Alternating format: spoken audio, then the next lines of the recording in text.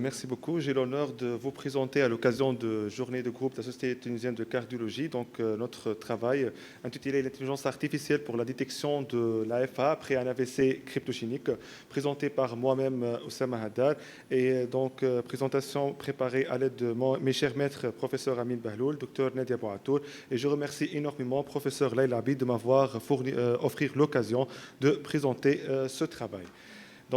Je n'ai pas de conflit d'intérêt, mais je vous dis dès le début que cette présentation a été faite avec une assistance d'intelligence artificielle. L'intelligence artificielle change tout, et ce n'est que le début. Pour Bill Gates, une chose est sûre, il va falloir apprendre à travailler avec l'IA, pas contre elle. Attends, vous racontez l'histoire d'une tentative d'acquisition. Elon Musk a proposé très officiellement hier soir 97,4 milliards d'euros pour acheter ChatGPT, la société mère de ChatGPT, OpenAI.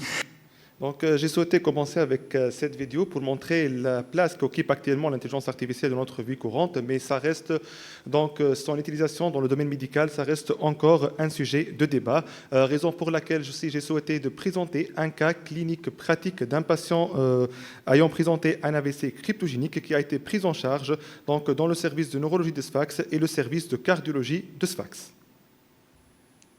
Vendredi soir, chez soi, 21h. Soirée jusque-là parfaitement normale, pour Monsieur S et sa femme. Salon, thé et un petit moment de repos. Soudain, Monsieur S s'est senti mal, il a perdu contrôle.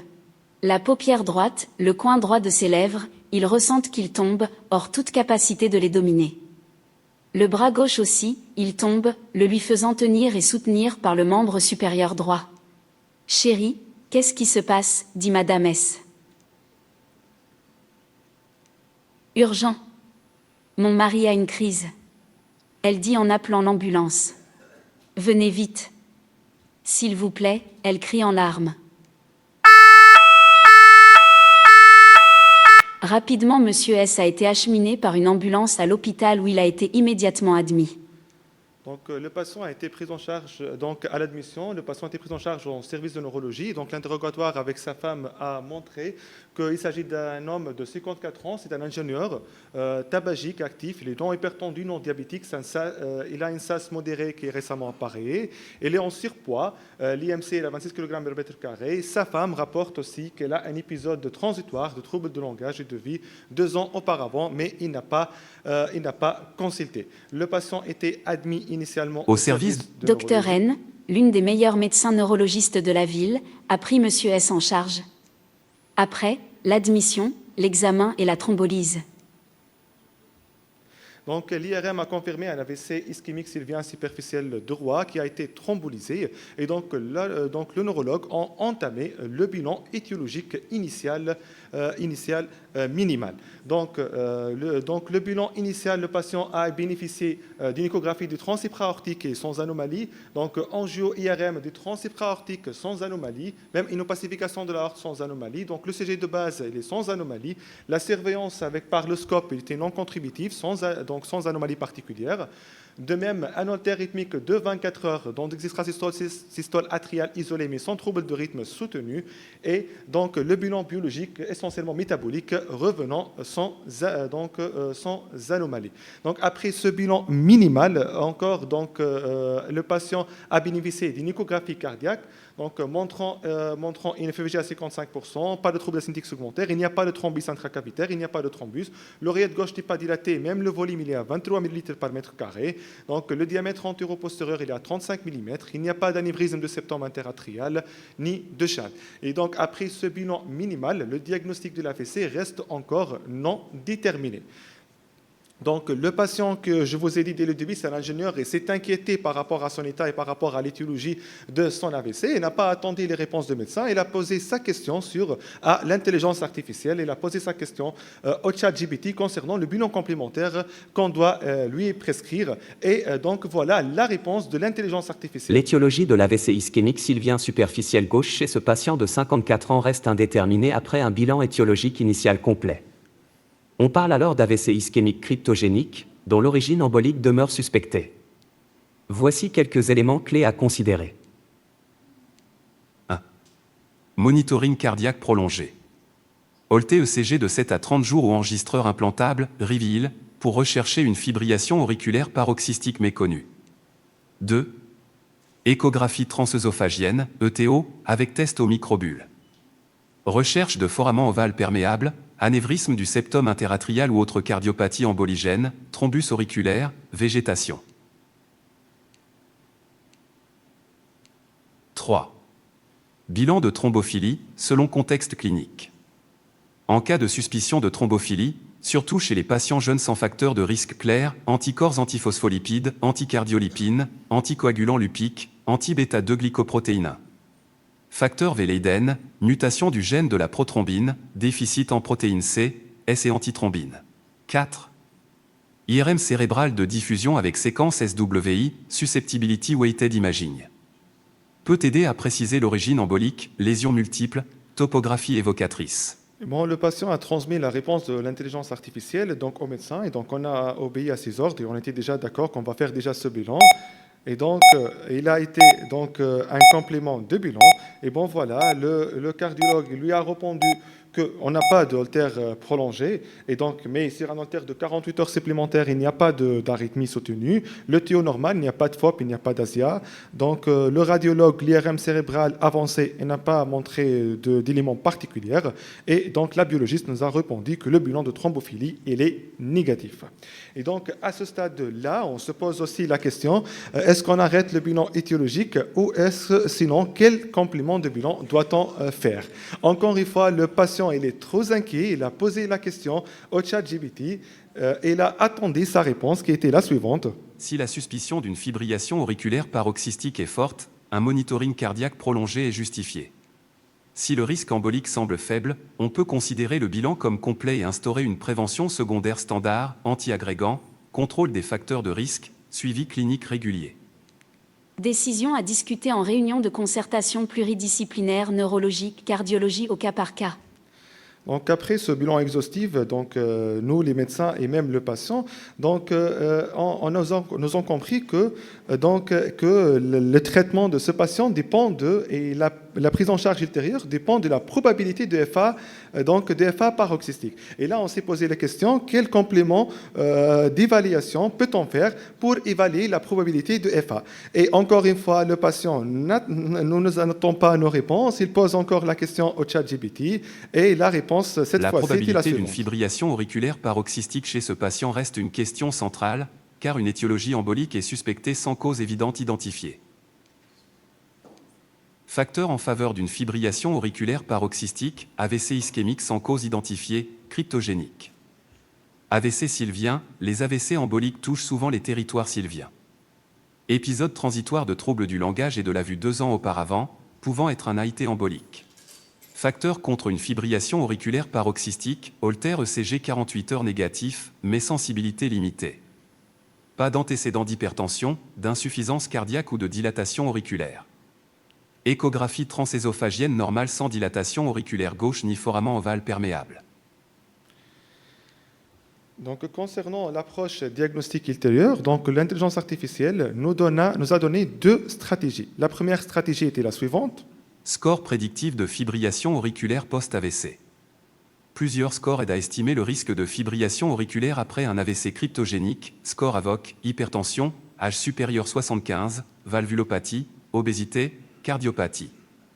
Score AFSU, âge, indice de masse corporelle, taille oreillette gauche, fibrillation auriculaire chez un parent, etc. Et la deuxième proposition était Évaluation structurelle de l'oreillette gauche. Échographie transésophagienne avec analyse détaillée de l'oreillette gauche, volume oreillette gauche indexé supérieur à 34 ml par mètre carré. Suggère une fibrillation auriculaire occulte. Sludge, stase, intra-auriculaire gauche suspecte une origine embolique. IRM cardiaque avec séquence LGE, let gadolinium en lancement, pour détecter une fibrose auriculaire. Et donc, pour le tuyau, il a été fait, il n'y a pas de contraste intra-auriculaire, le volume de l'oreillette gauche n'est pas dilaté, les neurologues se sont acharnés à calculer les différents scores, AVOC à 0, Brown-Lewis à 0, Chase-Liès à 5, le staff à 3. La plupart des scores donc, ont montré qu'il s'agit de faibles risques d'EFA paroxystique ou au maximum, ça a été un risque modéré. Donc, à ce stade-là, je vous rappelle de cette méta-analyse de Norfip Study donc, qui a étudié les différents scores prédictifs d'EFA au sein des AVC cryptogéniques et donc qui a montré qu'on a besoin de nouveaux scores et d'incorporer de nouveaux prédicteurs pour améliorer la prédiction de l'EFA dans le cadre d'AVC cryptogéniques. Et donc, un avis des experts en cardiologie a été sollicité et donc, on a pris en charge le malade. Donc, et on s'est basé sur l'étude qui a été faite dans notre service, qui a étudié la cardiomyopathie atriale en totalité chez les patients ayant un AVC. Donc, les facteurs de risque cliniques électriques, essentiellement le dérèglement de P, les P-wave dispersion, les P-terminal force MV1, l'holter rythmique, donc la charge des extrasystoles supraventriculaires, les salves, la variabilité sinusale qui étudie le système sympathique et parasympathique, les paramètres structurels standards, diamètre, surface et la fraction de l'éjection de l'oreillette gauche ainsi que la fonction diastolique. Et donc le remodelage fonctionnel de l'oreillette gauche grâce au strain atrial, la fonction réservoir, la fonction conduit et donc la fonction contractile. Donc on a étudié tous ces marqueurs donc au sein d'une population ayant un AVC d'étiologie connue, un AVC non cardio-embolique et un AVC cardio-embolique donc équivalent réduit à une seule population FA paroxystique diagnostiquée après un AVC par un holter rythmique. Donc, qui nous a aidé à élaborer, à étudier, à apprendre à un machine learning à partir de données de 159 malades d'AVC avec d'étiologie connue.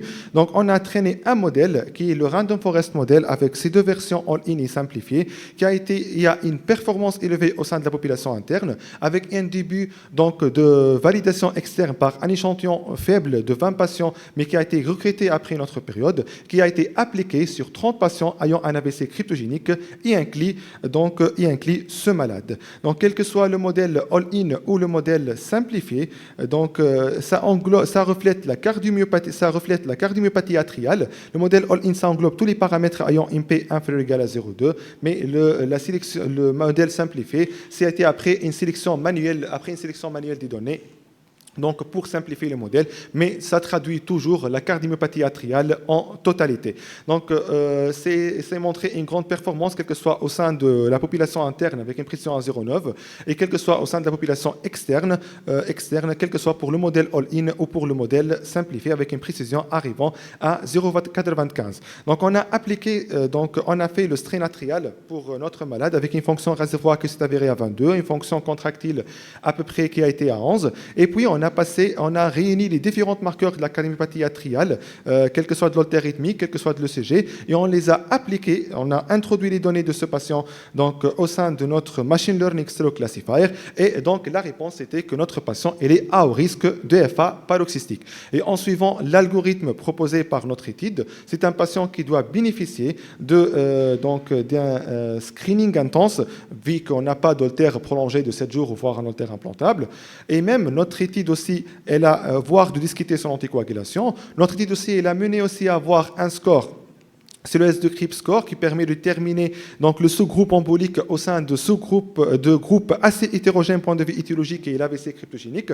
Et ce patient, il a un score à 10, il a une fonction réservoir altérée, donc 3 points. Il a 450 à peu près d'extrasystole supraventriculaire, donc hyper-excitabilité supraventriculaire, on est à 6 points. Avec des anomalies de l'onde de P à l'ECG, ça réunit 4 points. Et donc notre patient, donc un S2-CRIP est égal à 10. Et même selon l'algorithme proposé par notre étude, ça doit bénéficier d'un monitorage intense, voire discuter l'anticoagulation. Et ça, c'est ce qu'on a fait finalement. Notre patient a eu donc des holters de 24 heures itératives et donc 4 semaines après l'AVC, il s'est été déclaré FA et une anticoagulation curative a été entamée. Et là, on n'a pas un problème de causalité. Donc, est-ce que c'est une FA neurogène, c'est une FA cardiogène, puisque dès le début, on était sûr qu'on a le substratum atrial capable de développer de l'FA et capable de développer donc l'AVC cryptogénique.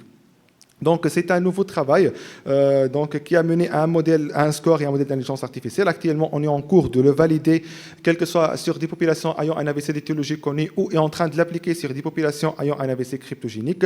Et on est en train de passer de traitement des données par le machine learning vers le traitement des images, quel que soit de strain ou de l'ECG, par le deep learning. Et donc, si on se rappelle un peu de l'étude, puisque la question a été posée auparavant, pour le Navigate ESIS avec le rivaroxaban, ils ont anticoagulé tout ESIS, qui est un groupe très hétérogène point de vue pathologie. ESIS, ça inclut le FOB, ça inclut même une plaque d'athérose au niveau de la crosse de l'aorte, mais avec aussi 15 mg de rivaroxaban. Le respect ESIS, ils ont aussi anticoagulé toute ESIS, qui est un groupe assez hétérogène de pathologie, donc le résultat était négatif.